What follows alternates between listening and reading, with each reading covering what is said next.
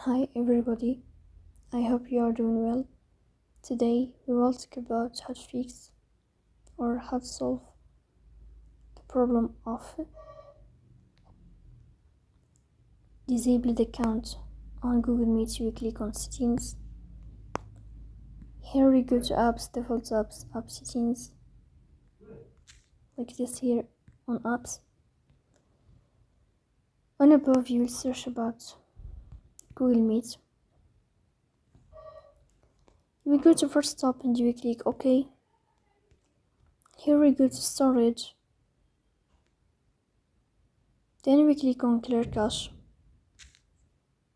In the end, you will turn off your phone and you will wait a moment to restart your phone again to fix that problem. So please don't forget to support us by like and subscribe. See you next time.